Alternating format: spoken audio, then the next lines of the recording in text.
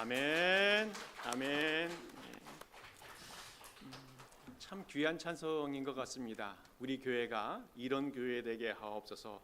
여러 가지 너무 많은 이야기들을 해가지고 혼란스러울 수 있는데 제가 제일 좋아하는 것은 주님의 마음을 닮아서 그것이 제 마음에 참 많이 와닿았는데, 어쨌든 여러분 모든 성도님들이 오늘 찬송 가사처럼 정말 좋은 교회를 만들어가는 우리 성도들 되었으면 좋겠습니다. 가사를 우리 카톡방에다 한번 올려주실래요? 한번 읽어보시면 더 은혜가 될 것 같습니다.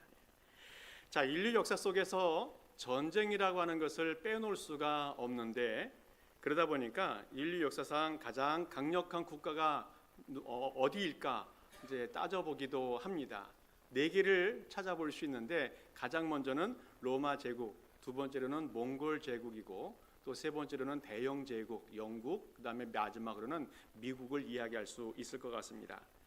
로마 제국은 BC 700년 전부터 2000년 정도 유럽과 아프리카 또 중동을 지배했던 그런 제국이었습니다. 로마 제국하면 강력한 군사력을 이야기할 수 있고, 문화도 굉장히 높았고 과학 기술도 발전해서 2000년 정도 그 지역들을 다 지배하고 있었습니다. 지금도 많은 유산이 남겨져 있고 영향력이 막강한 것 같습니다. 이 공부를 조금 해본 사람들은 알겠지만, 이 라틴어, 로마 때 썼던 그 라틴어를 꼭 공부해야만 공부를 제대로 할 수 있는 그런 영향력이 있습니다. 그 뒤에는 몽골 제국인데 1200년대 이후에 유럽과 또 아시아 대부분을 지배했던 제국이 되어지겠습니다. 그 영토가 얼마만큼 방대했는가 하면 단일 제국으로 온 세상의 어떤 제국보다 큰 제국을 형성했다라고 기록하고 있습니다. 지금 러시아가 나라가 정말 제일 큰데 그 나라 영토의 2배 이상을 지배했던 제국이 이 몽골 제국입니다. 몽골 제국의 특징은 그 당시에 가장 빨리 달릴 수 있는 말, 이것이 굉장히 발달해서 전 세계를 지배할 수 있었었고, 그 지역 뿐만 아니라 한국에까지 영향을 미쳤던 그런 역사를 볼 수가 있습니다. 대영 제국도 18세기 이후에 산업혁명이 발달되면서 전 세계를 지배할 수 있게 되어졌는데, 대영 제국을 우리가 별명을 말하기를 해가 지지 않는 나라라고 말합니다. 온 세상의 식민지를 만들어 놓고 지배했던 제국이 이 대영 제국이었습니다. 그 지역 지배했던 지역을 따져보면 몽골 제국보다 더 넓은 지역을 지배했다고 합니다. 아마 그 전 세계 중에서 이 영국에게 군사력으로 공격을 당해보지 않은 나라가 없을 만큼 많은 나라들을 지배했던 제국이 이 대영 제국이 되어지겠습니다. 그리고 마지막으로 미국은 명실상부 지금 세계 최강대국으로 인정받고 있습니다. 군사적으로나 또 경제적으로, 문화적으로, IT, 인공지능 어떤 분야든지 미국이 온 세상을 지배하는 것처럼 영향력을 미치고 있습니다. 특별히 군사력이 정말 강한데 이 미국을 천조국이라고 합니다. 천조국. 무슨 말씀인가 하면 군사비를 1천조를 투자한다는 거예요. 1천조. 이게 얼마만큼인지 상상이 안 가는데 한국의 연 예산이 650조입니다. 그러니까 한국 예산의 2배를 국방비로만 사용하는 나라가 이 미국이라는 겁니다. 그러다 보니까 미국의 역사 250년 동안 전쟁을 참 많이 했습니다. 기록을 하다 보니까 21년만 빼고는 항상 전쟁을 했던 나라가 이 미국이었다는 겁니다. 항상 전쟁을 하면서 성장하고 발전했는데 왜 그런가 하면 항상 이기니까 자신 있으니까 전쟁을 하면서 세계를 제패해 왔습니다. 자, 그런데 최근 들어서 미국이 전쟁을 잘 하지 않으려고 해요. 왜 그런가 하면 지지는 않는데 잘 못 이기는 겁니다. 최근에 여러 큰 전쟁이 있었었는데 1950년도에 한국 전쟁이 있었습니다. 3년 동안 전쟁을 한국에서 했었었는데 그 전쟁에서 사망자가 34,000명이나 나왔습니다. 정말 총력을 다해서 미국이 전쟁에 협력을 했는데 막판에 지지도 이기지도 못한 휴전으로 끝나버렸습니다. 그러다 보니까 미국의 자존심이 많이 상하게 되어졌습니다. 그 후에 베트남 전쟁이 있었었는데 이 전쟁에서도 10년간 정말 열심히 싸웠습니다. 그런데 존슨 대통령이 제4류의 국가 이 베트남에 폭탄을 2차 세계대전 때보다 더 많이 쏟아부었는데 이기지 못하고 결국 패배하고 도망쳐버린 결과가 나타나게 되었습니다. 그 베트남 전쟁의 후유증 때문에 엄청난 반전운동이 일어나게 되어졌고 미국의 징병제가 모병제로 바뀔 만큼 어려움을 처하게 되어졌어요. 그 다음에 이제 걸프전을 걷게 되어지는데 이 걸프전은 미국의 자존심이 좀 회복되어지는 그런 전쟁이었습니다. 이라크에 100만 대군이 있었는데 단 6주 만에 그 모든 군사력을 통해서 무찔러냈던 그런 기록이 있어요. 그 뒤에 또 아프가니스탄 전쟁이 있었었는데 이 전쟁도 2001년도에 시작을 해서 정말 처음에는 잘 싸웠습니다. 그런데 20년 동안 군사가 머물러 있으면서 많은 희생자도 생기고 결과가 나타나지 않고 그러다가 결국 철수해버리는 그런 문제가 생기게 되어졌어요. 이런 여러 가지 현상들을 바라보면서 전문가들이 이 천조국, 이 미국이 왜 전쟁에서 이기지 못했는가에 대해서 분석을 하게 되어지는데 가장 먼저는 전쟁의 성격이 바뀌었다는 겁니다. 예전에는 국가와 국가가 싸웠기 때문에 이기고 지는 것이 분명했는데 지금은 국가하고 민간인이 싸워요. 그러다 보니까 전선도 없고 적군도 보이지 않아서 이기기가 쉽지 않다는 겁니다. 어느 날 갑자기 어떤 여자가 폭탄을 들고 와서 집어 던지게 되어져요. 그리고 갑자기 민간인들이 미국을 향해서 총을 쏟아보니까 누가 적인지 분간할 수가 없어서 이기기가 너무 어려워졌다는 겁니다. 그리고 전쟁의 사상자가 너무 많이 생기는 것 때문에 어렵게 되어졌어요. 또 전쟁 후에는 친미 정권을 세워야 된다는 그런 무리한 요구가 있었었는데 그래서 전쟁에 이긴 후에 친미 정권을 세웠습니다. 그런데 문제는 그 정권이 부패하고 결국은 몰락해버리는 결과가 나타나게 되어져요. 또 마지막 하나는 최첨단 무기를 가지고 있다 보니까 너무 자만해서 전략 없이 전쟁에 뛰어들었다가 실패하는 경우들을 종종 경험하게 되어졌다는 겁니다. 그래서 어떤 대통령이 이렇게 이야기해요. 전쟁은 시작하기는 쉽지만 끝내기는 너무너무 어렵다는 이야기를 했던 것을 보게 되어집니다. 오늘 성경에서도 전쟁의 이야기, 승리의 이야기를 하고 있습니다. 이스라엘 백성들이 광야에서 수많은 전쟁을 경험하면서 지금 살아가고 있습니다. 먹는 문제 때문에 생존권 때문에 전쟁을 하고 있어요. 마실 물이 없어서 전쟁과 같은 삶을 살고 있습니다. 그리고 진짜 적군을 만나서 전쟁을 하는 그런 일들이 있어요. 이스라엘 백성들이 홍해를 건너고 또 출애굽을 하면서 하나님의 놀라운 기적과 하나님의 능력을 얼마나 많이 체험하였습니까? 그러나 곧바로 마라의 쓴물을 만나게 되어지고 그러나 그 쓴물을 단물로 만드시는 하나님의 치료의 능력을 경험하기도 합니다. 그런데 물은 한 번 먹었다고 해결될 문제가 아니라는 거예요. 이스라엘 백성들은 계속 광야를 걸어가고 있기 때문에 매일매일마다 물이 필요한데 그 물과의 전쟁을 계속하고 있다는 거예요. 사막을 걸어간다는 것, 그것은 쉬운 일은 아닌 것 같습니다. 끊임없이 문제가 발생하고 그 문제를 매일매일마다 해결하고 넘어가야 되는 전쟁과 같은 삶을 살고 있다는 거예요. 감사하게도 먹는 문제가 생겼을 때에 하나님께서 아침에는 만나를 주시고 저녁에는 메추라기 주셔서 잘 살게 해 주셨습니다. 또 감사하게도 마시는 문제가 생겼을 때에 하나님께서 반석이라도 쳐서 물이 나오게 해 주셔서 먹고 살게 해 주셨다는 겁니다. 오늘 성경 본문에 보게 되어지면 또 문제가 발생했습니다. 이번에는 아말렉 적군이 침입을 해서 전쟁을 하게 되는 그런 문제를 얻게 되어집니다. 오늘 8절 말씀 보게 되어지면 이렇게 고백하고 있어요. 그때에 아말렉이 와서 이스라엘과 르비딤에서 싸우니라. 이 아말렉 족속은 어떤 족속인가 하면 에서의 후손 에돔 족속의 어떤 그 후초에 의해서 탄생되어진 그런 족속들이 되어지겠습니다.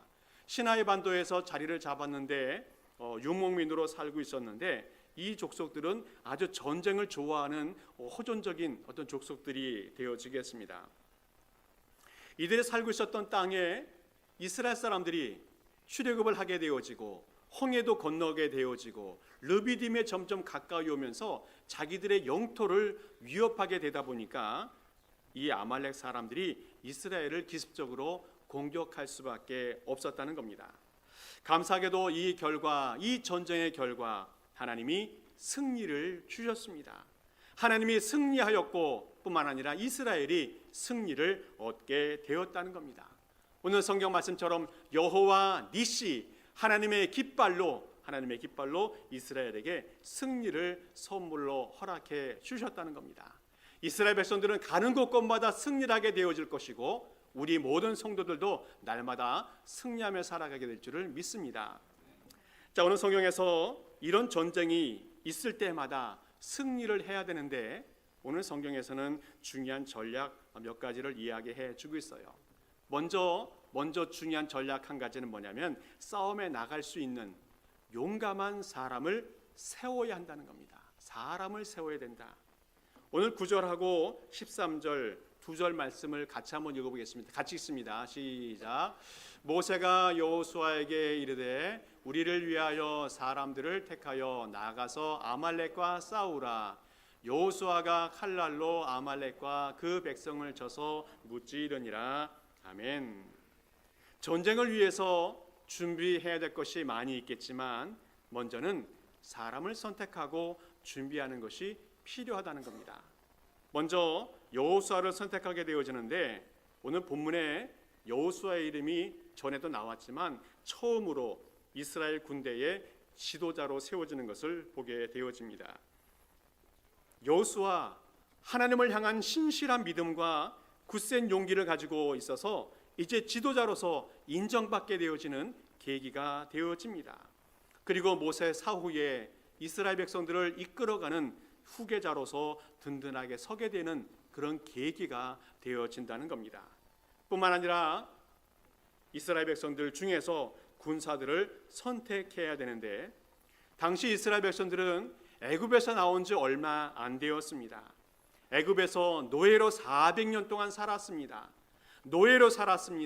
아무것도 할 줄 모르고 계획도 없고 용기도 없고 원망과 불평만 일삼는 사람들, 비겁함만 남아있던 사람들, 이 사람들이 이스라엘 백성들이기 때문에 그 중에서 조금이라도 믿음이 있는 사람, 용기와 강인함이 있는 사람을 선택해서 군사로 세우게 되어집니다. 그래서 다른 어떤 사람들보다도 이스라엘을 대신해서 싸울 수 있는 그 사람을 선별하게 되어집니다. 아무리 부족하고 아무리 연약한 공동체일지라도 그 가운데에는 쓸만한 사람이 있다는 겁니다. 하나님이 기뻐하시는 사람, 하나님이 들어 쓰실 수 있는 사람이 있다는 겁니다. 그 사람이 바로 우리 성도들이 될 수 있기를 축복합니다. 우리 공동체 정말 그 좋은 공동체이지만 이 가운데서 하나님이 부르실 때에 내가 하나님 앞에 또 하나님의 일을 위해서 쓰임 받겠습니다. 이런 마음이 있는 그런 성도들 될 수 있기를 간절히 축복합니다. 하나님은 하나님의 사역을 위해서 대부분 하나님의 사람을 선택하고 그 사람을 사용하여서 하나님의 일을 하는 것을 볼 수가 있습니다. 아브라함을 선택하여서 믿음의 조상이 되게 하시고 온 인류에 새로운 인종을 심어가시는 것을 보게 되어집니다. 또 모세를 선택하여서 이스라엘 백성들을 가나안까지 인도해가는 그런 능력의 지도자로 삼아주셨습니다.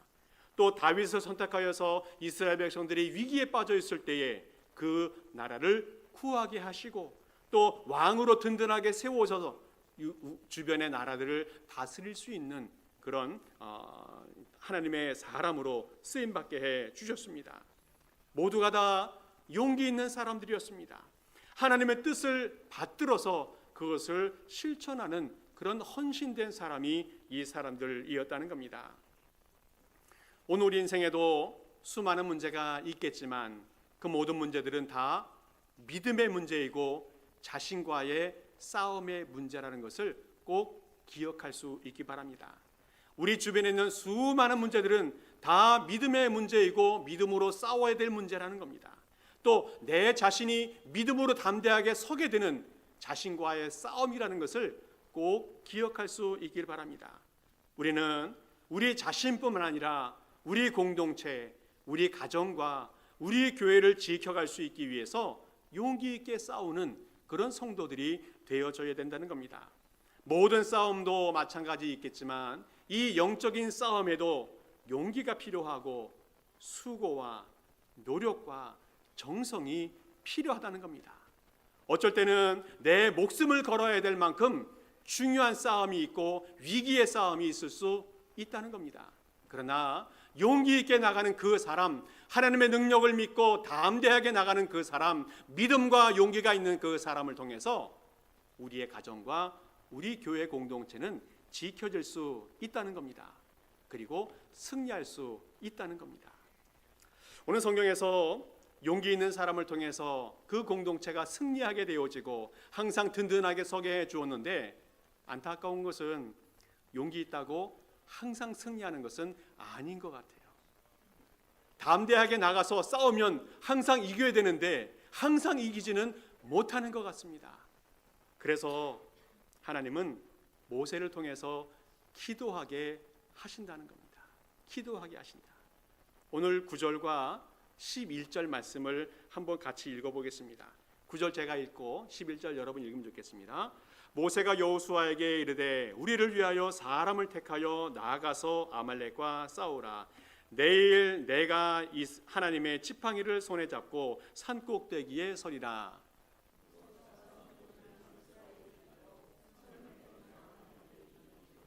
아멘. 여호수아가 선택된 군사를 이끌고 아말렉과 용감히 싸울 때에 모세는 산에서 기도했다 말하고 있습니다. 모세가 산꼭대기에 올라가서 손을 들고 기도할 때에 그 신호를 받은 여호수아가 아말렉을 칼로 쳐서 파괴하고 승리하는 그런 전술과 전법을 썼습니다. 혹시 우리 생각 속에 여호수아는 목숨 걸고 싸우는데 모세는 한가롭게 산에 올라가서 기도하고 있다 생각할 수도 있습니다. 여호수아는 정말 목숨 걸고 싸우는데 한가하게 모세는 산에 올라가서 손 들고 기도만 하고 있다라고 생각할 수 있어요. 근데 분명하게 우리가 기억해야 할 것은 여호수아가 분명히 더 위험한 상황은 맞습니다. 그러나 모세가 기도하는 그 상황도 만만치는 않다는 것을 보여주고 있어요. 모세가 손을 들고 기도하는데 언제까지 기도합니까? 해가 질 때까지. 해가 질 때까지. 이 말은 이스라엘이 전쟁에서 승리할 때까지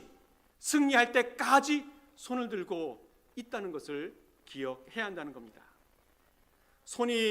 팔이 높여 들려져 있을 때 팔이 떨어져 나가는 그런 고통이 있을지라도 이 길만이 승리의 길이고 이 길만이 살 길이라는 것을 알았기 때문에 그 팔을 절대로 내리지 못하는 모세의 모습을 보게 되어집니다. 모세가 산에서 기도할 때에, 손을 들고 기도할 때에, 손이 들려 있을 때에는 전쟁에서 이겼지만 손이 내려올 때에 패하게 되는 현실을 바라보면서 절대로 손을 내릴 수 없는 모세의 심정을 여러분은 읽을 수 있어야 한다는 겁니다. 이것은 전쟁의 승패가 모세의 손에, 기도하는 모세의 손에 달렸다는 것을 가르쳐 주고 있어요. 기도라고 하는 것은 전쟁의 승패를 좌우하는 강력한 무기이고 위대한 무기라는 것을 오늘 우리에게 가르쳐 주고 있습니다. 모든 전쟁은 하나님의 손 안에 있다는 것을 가르쳐 주고 있어요. 산꼭대기에서 모세가 손을 들고 있었다. 이것이 무슨 의미일까? 여러 가지로 해석하는 분이 있는데, 먼저는 전쟁의 시작이고 또 전진의 시작이라는 그런 신호를 보여주는 것이 이 모세의 손을 들고 있는 현상이라는 겁니다.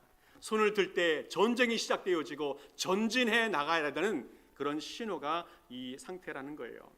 또 하나는 이 손을 들고 있었다는 것은 하나님의 도우심을 구하는 간절함의 표현이라는 겁니다. 산에 올라갔다는 것은 하나님과 조금이라도 더 가까이 하고자 하는 그런 모세의 행위였고, 산에 올라가서 하늘을 향해서 손을 들고 있는 것, 이것은 하나님의 도우심과 전능하신 하나님의 능력이 임할 것을 구하는 그런 행위가 이 행위였다는 겁니다.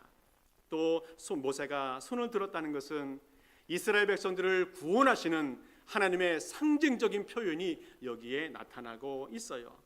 출애굽기 보게 되어지면 모세가 지팡이를 들고 손을 들 때에 정말 기적과 같은 일들이 얼마나 많이 나타나는지 모릅니다.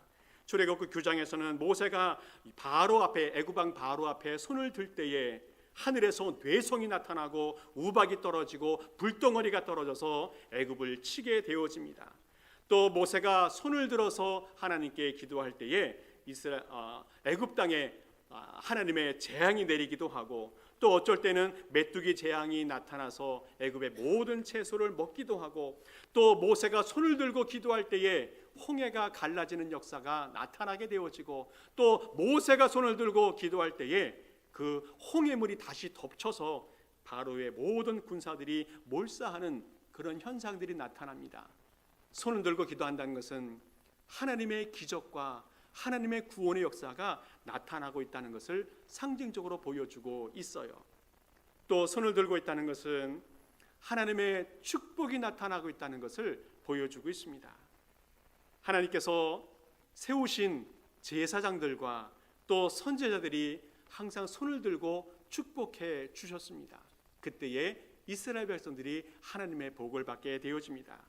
또 복음의 시대에 예수님의 제자 사도들이 손을 들고 축복할 때에 그 축복이 백성들에게 임하게 되어집니다. 누가복음 24장에도 이렇게 고백하고 있어요. 예수께서 그들을 데리고 베다니 앞까지 나가사 손을 들어 그들에게 축복하시더니, 예수 그리스도께서도 백성들을 축복하실 때에 손을 들어 축복하셨다 말씀하고 있습니다. 이렇게 모세가 또 예수님이 손을 들어서 축복하는, 또 기도하는 여러 가지 현상들을 바라보면서 이 모습은 우리 온 인류의 죄를 위해서 겟세마네 동산에서 기도하시는, 손을 높이 들고 하나님께 간구하는 그런 예수 그리스도를 연상하게 되어집니다.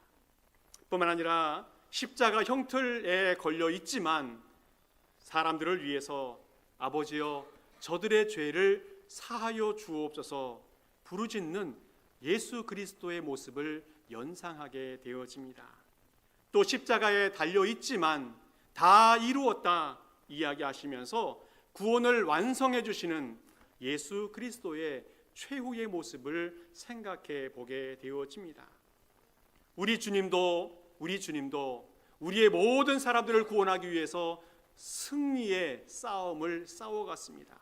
십자가에 비록 죽어졌지만 그 모든 사역을 완성하시면서 온 인류를 구원하시는 사역의 승리의 모습을 보여주었습니다.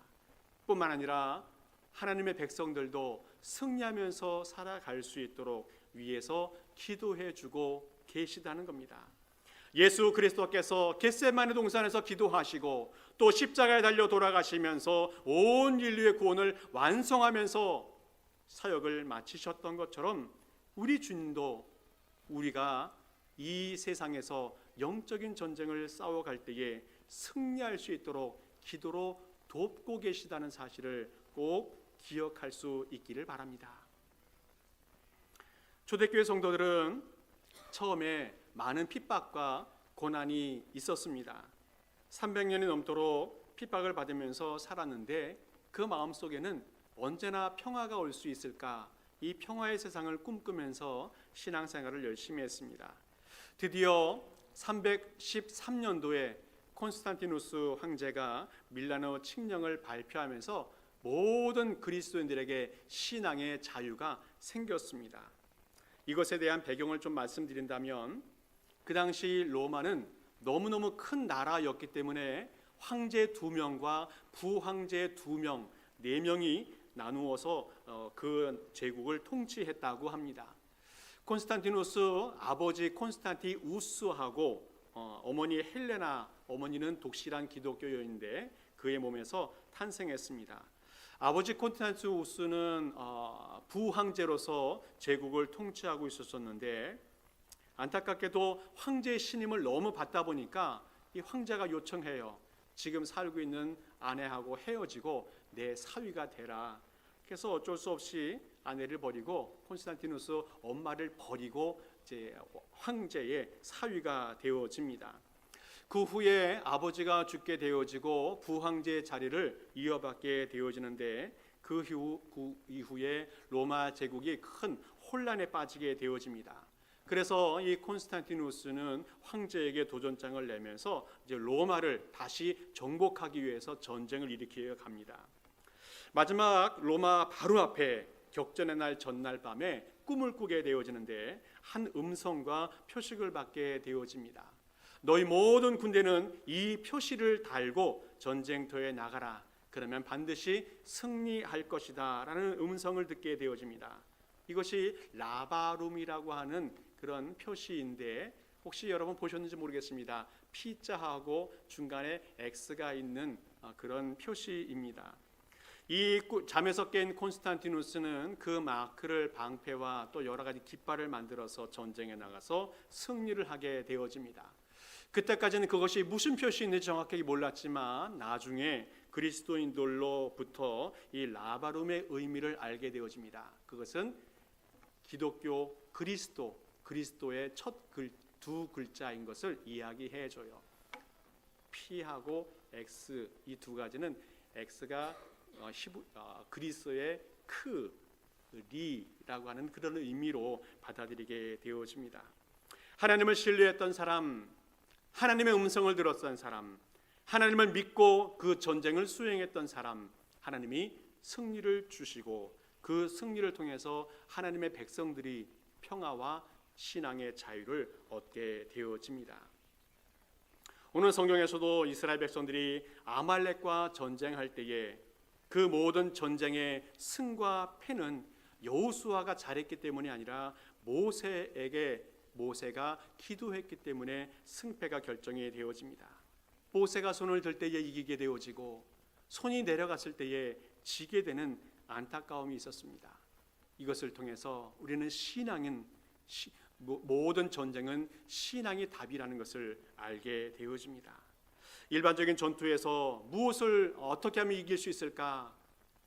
무기와 또 병력을 준비하지만 영적인 전투에서는 무엇을 준비하든 또 누구와 싸우든 어떻게 싸우든 그것이 중요한 것이 아니라 하나님 앞에 무릎을 꿇는 것, 하나님 앞에 나아가 손을 들고 기도하는 것, 이것이 승리의 비결이라는 것을 우리에게 가르쳐 주고 있습니다. 사랑하는 성도 여러분, 이 땅 살아가면서 수많은 문제와 전쟁의 현상들이 나타날지라도 하나님 앞에 무릎을 꿇고 손을 들고 주님 앞에 나아가 기도하면서 모든 전쟁을 이겨나갈 수 있는 우리 모든 성도 될 수 있기를 간절히 축복합니다. 마지막으로 또 하나 본다면 협력이 필요하다는 겁니다. 협력이 필요합니다. 모세 혼자서 모든 것을 다 할 수는 없었다는 겁니다. 이 나이가 80이 훌쩍 넘어간 노인이 되었습니다. 지팡이를 잡은 손을 오랜 시간 동안 들고 있다는 것은 거의 불가능한 일일 겁니다. 아마 여러분들도 예전에 학교 다닐 때 혹시 벌 받을 때 이런 벌 받은 적 없습니까? 손을 들라고.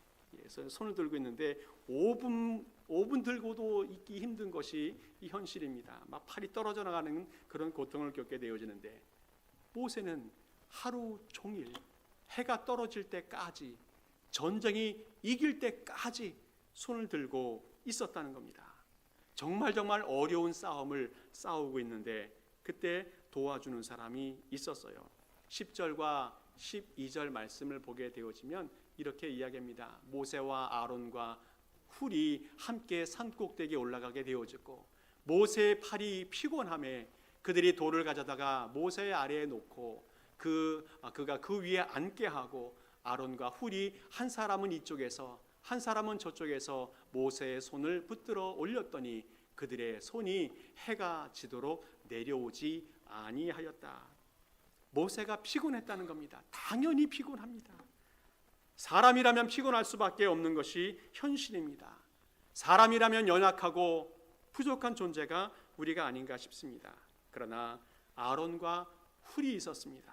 그들이 양쪽에서 이 팔을 잡아주고 저 팔을 잡아주어서 팔이 내려오지 않도록, 해가 지도록 내려오지 않도록 도와주었습니다.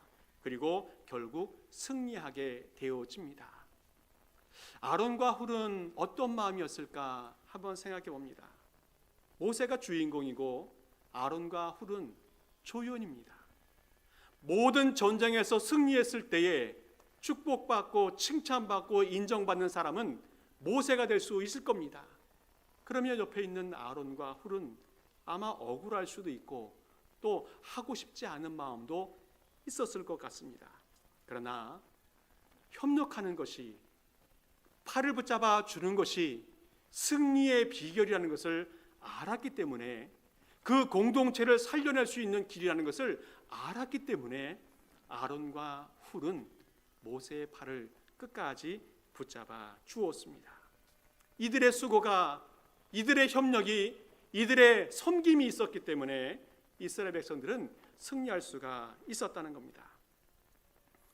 우리의 사역 가운데 많은 사역이 있지만 특별히 기도하는 사역 속에서는 혼자가 아니라 함께하는 협력의 사역이 필요하다는 겁니다. 이때 하나님이 기뻐하시고 응답해 주신다는 겁니다. 마태복음 18장 19절 말씀 보면 이렇게 고백합니다. 우리 같이 읽어보겠습니다. 시작. 진실로 다시 너희에게 이르노니 너희 중에 두 사람이 땅에서 합심하여 무엇이든지 구하면 하늘에 계신 내 아버지께서 그들을 위하여 이루게 하시리라. 아멘. 두 사람이 땅에서 합심하여 기도할 때에 하나님이 들으신다 말씀하고 있습니다. 예수님 자신도 마태복음 26장 보게 되어지면 마지막 사역을 앞두고 십자가를 앞두고 겟세마네 동산에서 기도하실 때에 혼자 가지 아니하시고 베드로와 야고보와 요한을 데리고 가서 함께 기도하셨습니다. 그리고 그 기도에서 힘을 얻으시고 그 마지막 사역에서 승리하신 것을 보게 되어집니다. 오늘 13절 말씀 보게 되어지면 여호수아가 칼날로 아말렉과 그 백성을 쳐서 무찔렀다라고 말하고 있습니다. 오늘 여호수아가 칼날로 아말렉을 무찔렀다라고 말하지만 오늘 성경에서 이야기하고 있는 이 승리는 아말렉의 여호수아의 용기의 승리뿐만 아니라 모세의 기도의 승리가 되어졌고 아론과 훌의 협력의 승리였다는 것을 꼭 기억할 수 있기 바랍니다. 앞에 나가서 싸우는 사람이 있고 기도로 도와주는 사람이 있고 협력하는 사람이 있을 때에 그 전쟁에서 승리할 수 있다는 겁니다. 말씀을 정리합니다. 오늘 성경 말씀은 여호와 니시, 우리 하나님은 항상 승리하는 하나님인 줄 믿습니다. 우리 하나님, 승리하는 하나님은 하나님뿐만 아니라 하나님의 자녀들 우리가 이 땅에서 승리하면서 살아가기를 원하시고 계십니다. 여러분 어떻습니까? 이제까지 살아왔던 삶을 돌아볼 때에 항상 승리하면서 살아가고 있는가 다시 한번 돌아볼 수 있기 바랍니다. 내 자신이 승리하는 것뿐만 아니라 우리가 살아가고 있는 공동체, 가정과 교회도 항상 승리하고 있는가 한번 돌아볼 수 있기를 바랍니다. 우리 공동체 또 우리 개인이 승리하기 위해서 항상 용기 있게 싸우는 그런 믿음이 있을 수 있기 바랍니다. 헌신과 수고와 손해가 될지라도 용기 있게 싸우는 사람이 있다면 우리 공동체는 반드시 승리하게 될 줄을 믿습니다. 뿐만 아니라 기도하는 사람이 필요하다는 겁니다. 기도하지 않고는 어떤 것도 기대할 수 없다는 것을 기억하시면서 손을 들고 기도하는데 그 기도가 최선을 다해서 기도하는 그런 기도가 되어질 때에 모든 것의 주권자 되시고 능력자 되시는 하나님께서 우리를 도와주실 줄 믿습니다. 뿐만 아니라 협력자가 필요하다는 겁니다. 서로를 세워주고 서로를 위해서 양보해주는, 또 서로를 위해서 충성해주는 사람이 있을 때에 그 공동체는 승리할 수 있다는 겁니다. 이런 섬김과 또 헌신 속에 항상 승리하는 성도, 또 항상 승리하는 공동체 만들어가는 우리 모든 성도 될 수 있기를 간절히 축복합니다. 함께 기도하겠습니다. 하나님 아버지 감사합니다. 주님이 이 세상의 승리자이심을 고백합니다. 십자가를 통해서 승리해 주셨고, 부활을 통해서 승리해 주셨고, 악한 사단의 모든 권세로부터 승리해 주심을 영광을 돌립니다. 아버지 하나님, 우리도 주님과 함께 승리의 삶을 살아가게 하옵소서. 우리 교회를 잘 지켜가는 삶을 살게 하시고, 우리의 가정을 지켜가는 삶을 살아가게 하여 주옵소서. 악한 원수들의 도전으로부터 승리하게 하시고, 죄악의 유혹과 사망의 권세로부터 승리케 하여 주옵소서. 또한 아버지 하나님, 나 자신의 불신과 죄성으로부터도 승리하는 삶을 살아가게 하옵소서. 감사를 드리며 예수 그리스도 이름으로 기도하옵나이다. 아멘. 우리 모두 일어서셔서 함께 찬양하시고 축도 예배 마칩니다.